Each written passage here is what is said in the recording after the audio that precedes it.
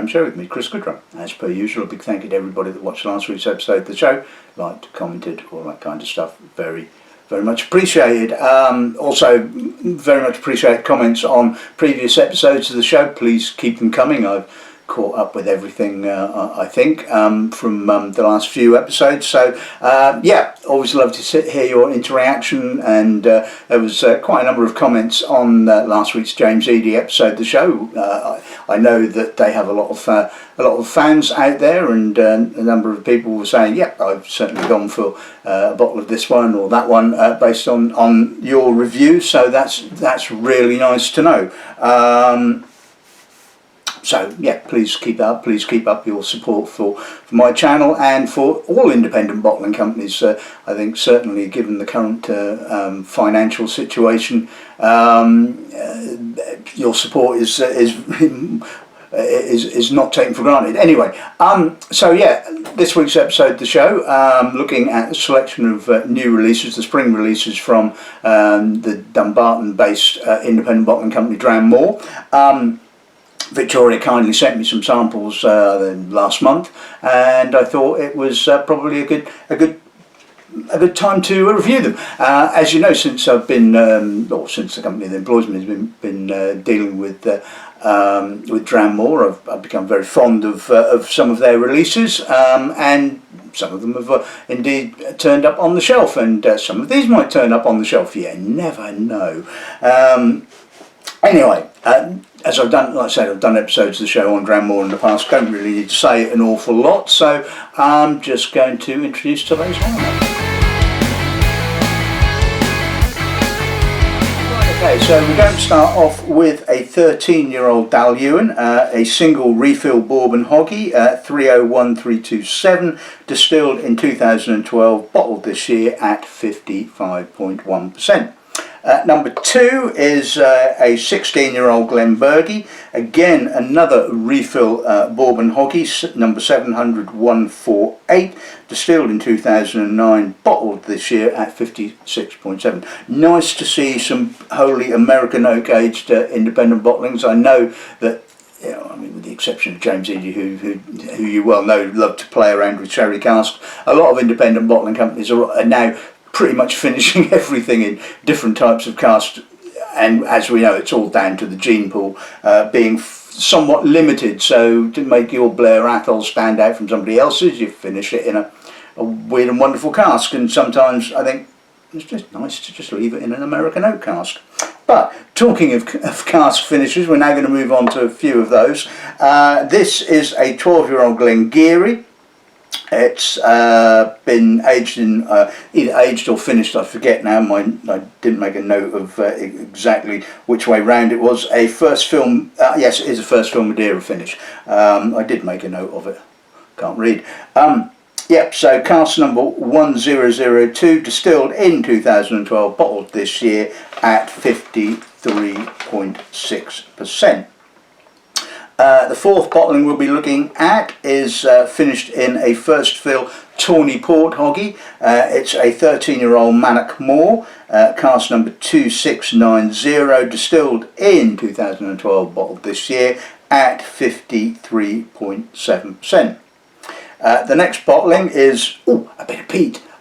Not quite finishing on a bit of peat, because we have one other, which we'll get to shortly. This is a Stocher. Now I have obviously a love of Stocher. 11-year-old Stocher, finished in a first fill white port hoggy, cask number 13000604, distilled in 2013, bottled this year at 54.7%. And like I said, the final spirit, not a whiskey, this is a rum. Now, Dram Mor have bottled some really good rums in the past, has to be said. And so hopefully this is as well. This is a 17-year-old Trinidadian rum from Trinidad Distillers. It is distilled in 2007, bottled this year, last year, sorry. As it's not a new release, and it is bottled at 57.5%, so finishing on something slightly different. So half a dozen cask strength spirits ahead of me. One's butt is full. Yeah, I'm never tired of that one. So let's kick off with a bit of Dailuiane then, shall we? Okay, so let's kick off with the 13-year-old Dailuiane. Let's see what the nose gives us on this end.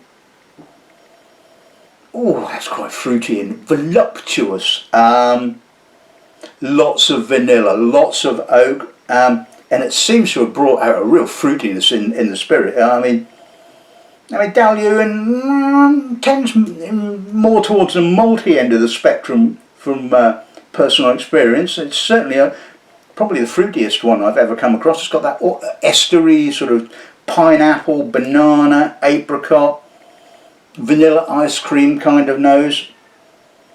But there's a little bit of green apple, a little bit of citrus. It's not overly sweet, it's not too oaky, it's not too creamy. In fact, it's actually rather well balanced. It's a lovely nose in actual fact. There's enough alcohol there, which is giving a little bit of a prickle just to keep things fresh as well. Yeah, I mean, that's a voluptuous nose, it has to be said. Really nice. Floats my boat, as they say. Anyway, let's see what that's like.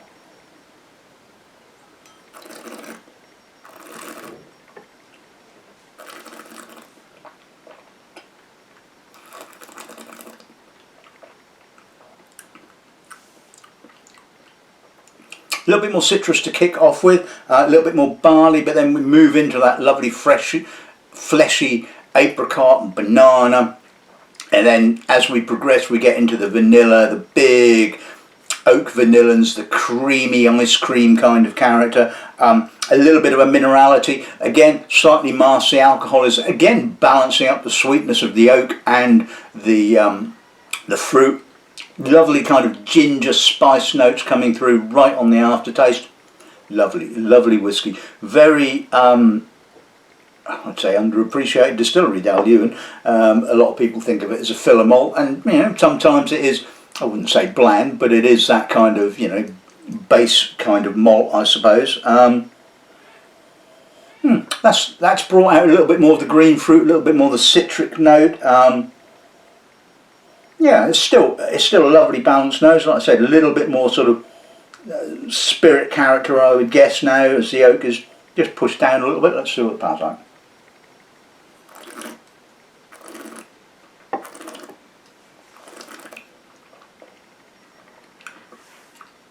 A little less fruity, a little less oaky, a little bit more mineral, a little bit more green fruits, green apple. Still some lovely spice. Personally, I think I prefer that neat. I love the voluptuous fruit character of it neat, and the alcohol isn't too intrusive, so I think neat is absolutely great for that. Lovely whiskey to start off with.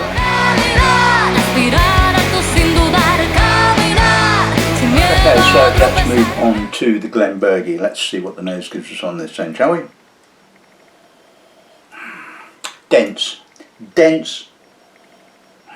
Beeswax, toffee, oxidised apple, apricot, touch of marzipan, fudge. Yeah, that's a kind of a bold nose, kind of quite tense, and like I said, dense and slightly oily, kind of classic Glen Bergie, I guess. Really, it's that sort of dense style of whiskey. It's not a sort of malt you would call sort of like light and fruity, not generally speaking anyway. Anyway, so pass on.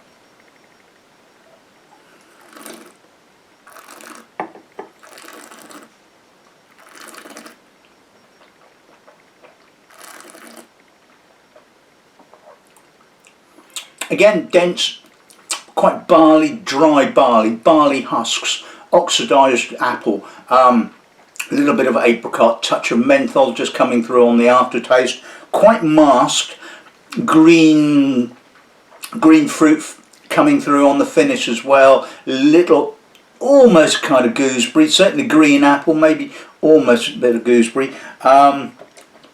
It's quite dry, the tannins, although I wouldn't say are sort of too overt, but they are very drying, and the alcohol is emphasising that kind of dryness, certainly on the finish. It's okay, it's pleasant. Like I said, it's got a nice touch of maturity to it. Not as much maturity as I would have expected at 16, but nevertheless still not a bad whisky. Let's see what the nose gives us. Pretty much the same in actual fact. A little bit more oak possibly, a little bit more toffee, still quite malty and dense with the sort of like the waxy notes kind of coming through. Not quite so citric, so it does feel a little fuller. Let's see what the parts like now.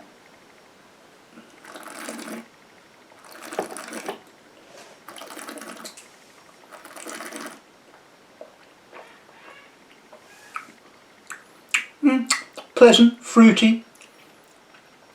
Again, oxidised fruit rather than so overt fruit. Quite soft, slightly spicy. Yeah, I mean it's a pleasant whisky. I mean Glen Bergie is probably never going to end up blowing you away, but it's a good solid style of whisky. Like I said, it's got a little bit of maturity, some of that sort of oxidised fruit, some nice oak, a little bit of spice. Yeah, it's okay.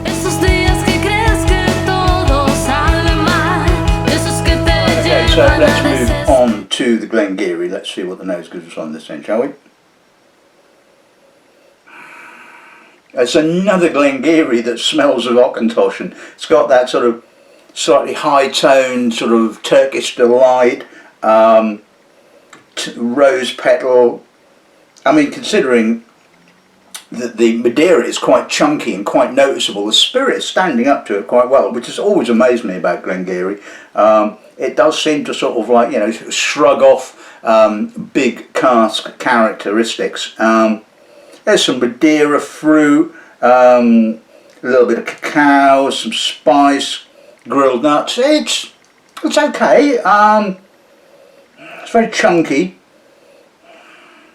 Let's see what the pal's like.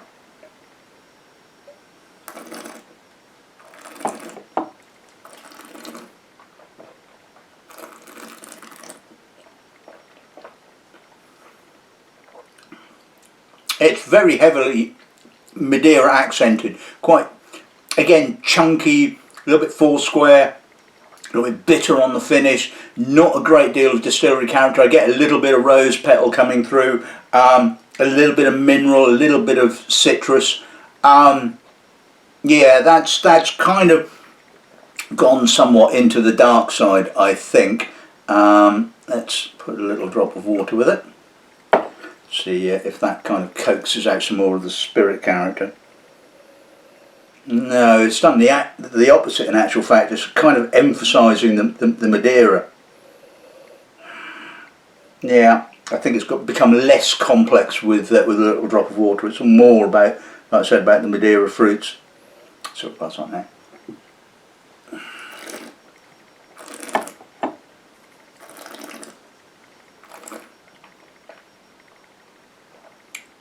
Yeah, likewise the palate is very much, well, there's no distillery character there whatsoever now, it's all Madeira. I mean, it's very clean, it's got a nice length, it's got a touch of spice, but it's really just not floating my boat, I'm afraid.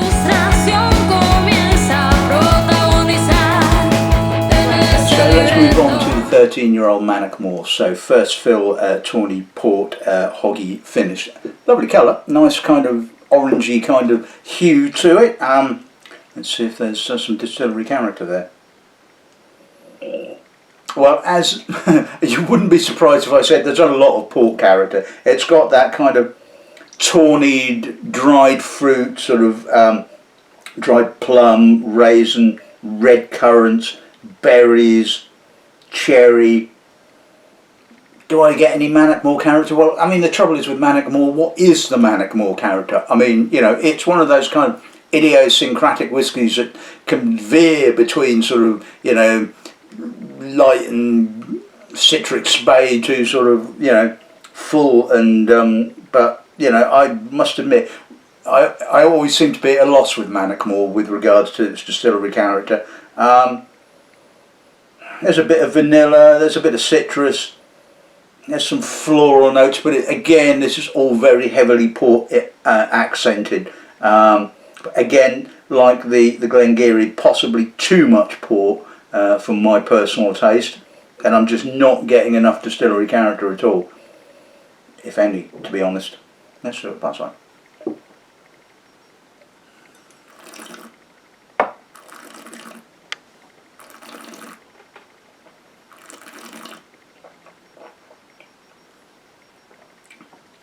The palate is very much like the nose, very porty, lots of sweet red currants, red berry, little tawny oxidised fruit note as well, some spice, but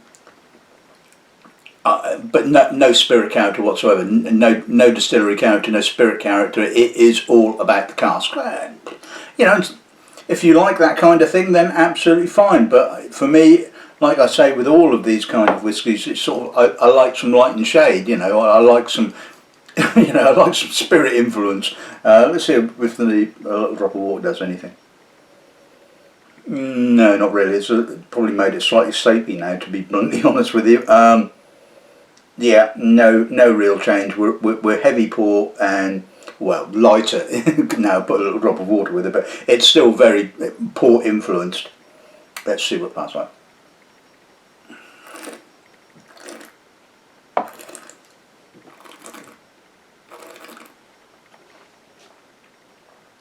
And the palate is pretty much the same as the nose.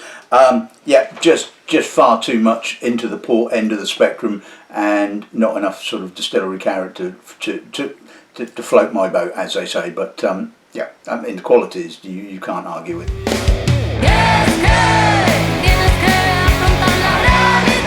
Okay, so let's move on to a bit of peat. We're on to the Stocher, 11-year-old Stocher, first fill white port hockey finish.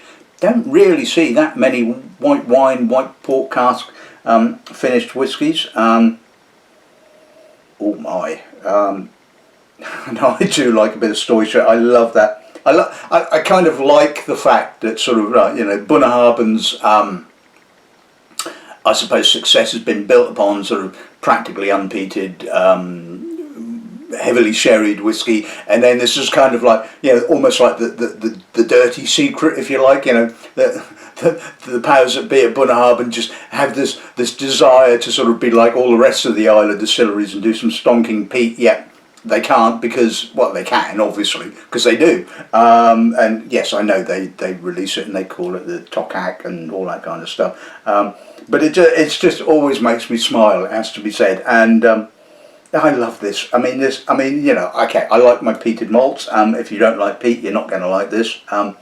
It's got a lot of peat. It's got roasted meat, medicinal herbs, oxidised white fruit. And here's the thing: why don't independent bottling companies, distilleries use more white wine casks? I mean, you'll remember from a few episodes back when I did the new Brave New Spirits, the Royal Brackler finished in an Pinot Blanc barrique. I mean, blew me away. I mean, it was just really good. I know that sort of white wine casks can have a tendency to add practically nothing to a whiskey, but you know, pick the right white wine. I mean, you know, white port has that lovely oxidised white fruits kind of character, and it works with the peat and the salt. And I must admit, it works in with it. It's kind of all very balanced, like that Royal Brackler. And if you didn't know it was a white wine finish, you just thought, okay, so it's just an overly fruity, estery sort of Royal Brackler. And although I wouldn't call this an overly fruity Bunnahabhain, the white fruits, the oxidised white fruits, kind of work in really nicely with that sort of meaty, roasted meat peat and sort of touch of barley and a little bit of a medicinal note. I mean, that's just, the complexity of this is just stunning. I mean, it really is stunning. It's a great nose, as long as you like peat, that is. A little bit of almost kind of peat oil. I mean, it's like kind of truffle oil without the truffles, if you see what I mean. You know, a bit of barbecue smoke as well. I mean, this is just, you know, oh, heaven, absolute heaven. I love this whiskey. I really love this whiskey. Let's see what passes out.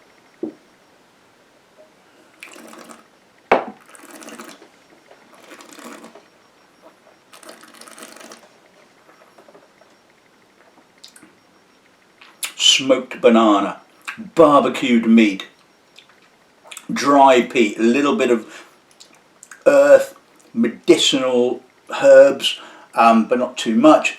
Again, that sort of chunky oxidised white fruit that if you didn't know was a white port finish, you probably would have thought was just the Stocher character. It has more richness than I would normally associate with Stocher. Stocher, in my opinion, does have a tendency to, I wouldn't say ape Kalila, but it does tend to have that sort of old-fashioned Kalila, that sort of freshness, and doesn't quite generally have quite such a rich character. So the white port cask is adding to that richness and that mouthfeel. As a little vanilla, a little violety note just coming through on the end, touch of spice. Alcohol is beautifully contained. I mean, you could drink this neat. You don't need to, it's not masking the finish. The finish is lovely and it's long, and there's a little bit of grilled meat in the aftertaste. I'll put a little drop of water with it just to see what that does to it, because, you know, it may well bring out something completely different. Less complex now. I mean, it's kind of more, it's more oxidised fruit and salt really. Now the peat does seem to have sloped off a little bit. It's left a little bit of a residual echo of medicinal peat possibly, but it's a lot less fun, shall we say, when you put a little drop of water with it. See what the part's like.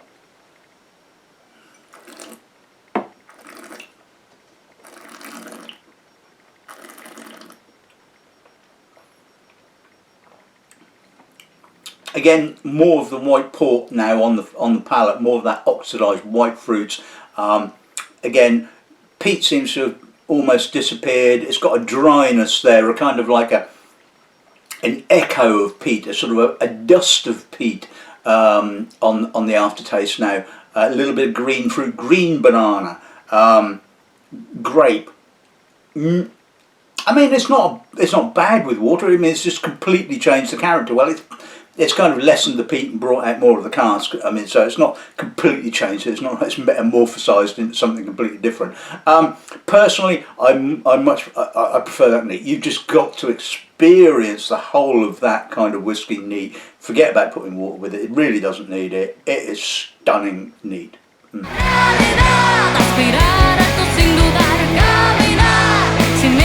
Okay, so hopefully, after having a peated malt, hopefully it's not going to have impinged one's palate for the 17-year-old Trinidadian. Let's see what the nose gives us on this end, shall we?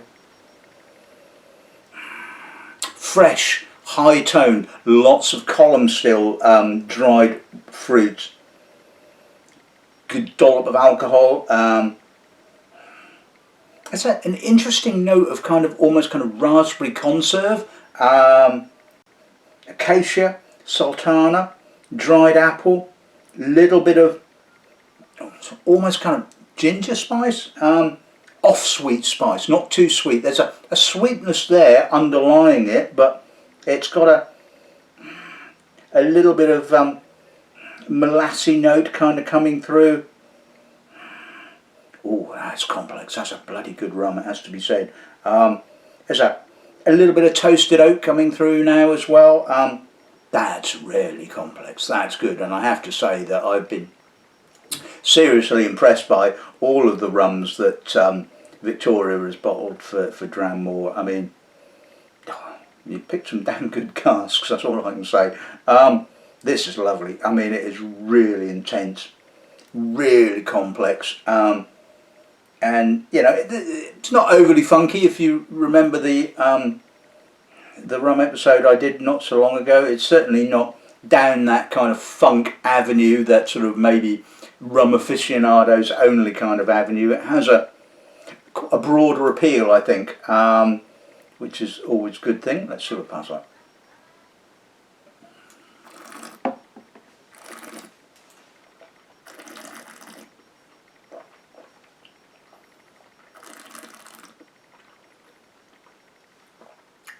Quite full, quite soft, quite juicy again.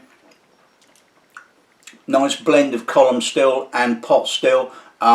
You've got that sort of column still, sort of light dried fruits, the sultana, dried citrus, but underlying that you have the weight of the pot still, a little bit of darker fruit, molasses, vanilla, grilled nuts, a little bit of spice, some softness and nice sweetness, but not too sweet. Oh, those spices really tingle on the tongue, on the finish. That the alcohol is kind of emphasising that spiciness. That's a stunning rum, it has to be said. I love this. It just has everything that a rum lover would love about it. It has a little edge to it, but it's nice and generous and fruity and soft, which appeals to those sort of drinkers that like, you know, things like Diplomatico and stuff like that. Oh, just delightful, it has to be said. Let's put a little drop of water. I don't think it needs any water, even though it is knocking on 60%. The alcohol is just so beautifully contained. Yeah, not much change to nose. A little bit more kind of oxidation, possibly. It's got a little bit more cognac-y sort of kind of character because the dried fruits have been lightened. It's kind of emphasising the oxidation. Just like a cognac, a little less complex possibly, but still a lovely nose. Look, a little bit more American oak coming through now, getting a little bit of coconut, vanilla. Let's sort of pass on that.